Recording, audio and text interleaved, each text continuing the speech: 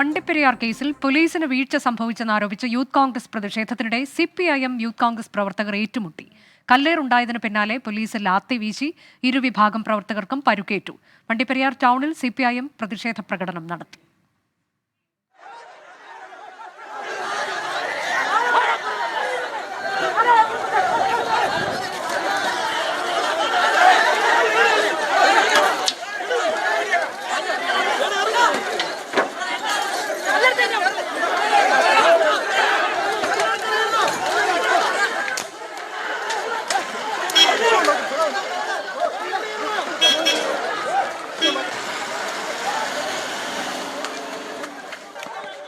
അതേസമയം വണ്ടിപ്പെരിയാറിൽ 6 വയസ്സുകാരിയെ പീഡിപ്പിച്ച് കൊലപ്പെടുത്തിയത് അർജുൻ തന്നെ എന്ന് പെൺകുട്ടിയുടെ സഹോദരൻ.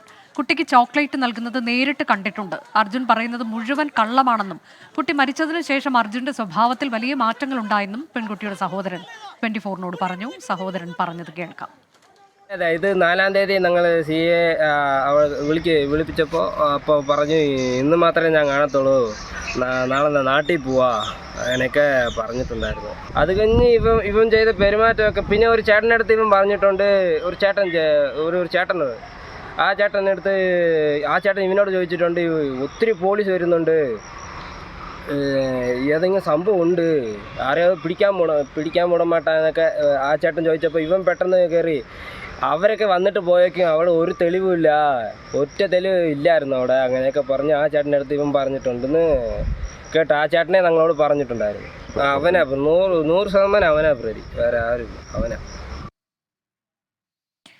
രാഹുൽ വിജയനാണ് വിവരങ്ങളുമായി ചേരുന്നത്. രാഹുൽ വിജയൻ, 2 കാര്യങ്ങളാണ്. ഒന്ന് സഹോദരന്റെ പ്രതികരണം, മറ്റൊന്ന് ഇന്നുണ്ടായ പ്രതിഷേധം, അതിനുശേഷം ലാത്തി ചാർജ്.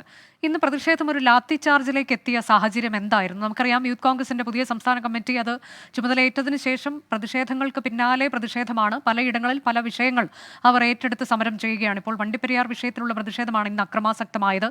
അത് ഏത് സാഹചര്യത്തിലായിരുന്നു? അനുജ, ശക്തമായ പ്രതിഷേധമാണ് ഈ വണ്ടിപ്പെരിയാർ പോലീസ് സ്റ്റേഷനിലേക്ക് യൂത്ത് കോൺഗ്രസിന്റെ നേതൃത്വത്തിൽ നടന്നത്. ഈ കേസുമായി ബന്ധപ്പെട്ട് പ്രതിയെ വെറുതെ വിട്ട വിധി വന്നതിന് പിന്നാലെ വലിയ തരത്തിലുള്ള വിമർശനം പോലീസിന് നേരിടേണ്ടി വന്നിരുന്നു. ഈ പ്രതിയെ സംരക്ഷിക്കുന്നതിന് വേണ്ടി പോലീസ് ഇടപെടൽ ഉണ്ടായി, ആ തെളിവുകൾ ശേഖരിക്കുന്നതിലടക്കം വലിയ തരത്തിലുള്ള വീഴ്ച പോലീസിന് സംഭവിച്ചു എന്നതടക്കമുള്ള ആരോപണങ്ങൾ യൂത്ത് കോൺഗ്രസ് അടക്കം ആദ്യം മുതൽ തന്നെ മുന്നോട്ട് വെക്കുന്നതാണ്. ഇതിനെതിരെയാണ് ഇന്ന് വണ്ടിപ്പെരിയാർ പോലീസ് സ്റ്റേഷനിലേക്ക് പ്രതിഷേധ മാർച്ച് നടത്തിയത്. മാത്രമല്ല, ഈ പ്രതിയായി കോടതി വെറുതെ വിട്ട അർജുന്റെ രാഷ്ട്രീയ ബന്ധം ഉൾപ്പെടെ ചൂണ്ടിക്കാണിച്ചുകൊണ്ടായിരുന്നു, DYFI പ്രവർത്തകനായതുകൊണ്ടാണ് പോലീസ് ഇത്തരമൊരു നിലപാട് സ്വീകരിച്ചത് എന്നതടക്കമുള്ള ആരോപണങ്ങൾ യൂത്ത് കോൺഗ്രസിന്റെ ഭാഗത്തു നിന്നുണ്ടായിരുന്നു. എന്തായാലും കൊട്ടാരക്കര ഡിണ്ടിഗൽ ദേശീയപാതയിൽ പോലീസ് ബാരിക്കേഡ് വെച്ചുകൊണ്ട് ഈ പ്രതിഷേധ മാർച്ച് തടഞ്ഞിരുന്നു. ബാരിക്കേഡ് മറികടക്കാൻ ശ്രമിച്ച പ്രവർത്തകരെ പോലീസ് ജലപീരങ്കി ഉപയോഗിച്ച് തുരത്തുന്നതിന് വേണ്ടിയുള്ള ശ്രമം നടത്തി. പക്ഷേ അതുൾപ്പെടെ പരാജയപ്പെടുന്ന ഒരു രംഗമാണ് ഇന്ന് ഈ പ്രതിഷേധത്തിൽ കാണാൻ കഴിഞ്ഞത്. പോലീസിന്റെ ജലപീരങ്കിയിലെ വെള്ളം തീർന്നിട്ടും പ്രതിഷേധക്കാർ പിരിഞ്ഞു പോയില്ല എന്നുള്ളത് വളരെ പ്രധാനപ്പെട്ട കാര്യമാണ്. സാധാരണഗതിയിൽ യൂത്ത് കോൺഗ്രസിന്റെ പ്രതിഷേധമൊന്നും ഇത്ര വലിയ ശക്തിയിലേക്ക് ഇടുക്കിയിലൊന്നും പോയിട്ടില്ല എന്നുള്ളത് എടുത്തു പറയേണ്ട കാര്യമാണ്. ഈ പ്രതിഷേധത്തിനിടയിൽ പോലീസിന് നേരെ കല്ലെറിഞ്ഞു, വടികൊണ്ടെറിഞ്ഞു, ചെളി വാരി എറിഞ്ഞു എന്നതടക്കമുള്ള സംഭവങ്ങൾ ഉണ്ടായി എന്നുള്ളതും എടുത്തു പറയേണ്ട കാര്യമാണ്. പിന്നീട് ഈ യൂത്ത് കോൺഗ്രസ് പ്രവർത്തകരെ മുതിർന്ന കോൺഗ്രസ് നേതാക്കൾ ഇടപെട്ട് അനുനയിപ്പിച്ച് ഈ പ്രതിഷേധം അവസാനിപ്പിച്ച് തിരിച്ചു പോകുന്ന ഒരു സാഹചര്യം ഉണ്ടായിരുന്നു. ഈ തിരിച്ചു പോകുന്ന വഴിയിൽ CPIMന്റെ ലോക്കൽ ഏരിയ കമ്മിറ്റി ഓഫീസുണ്ട്.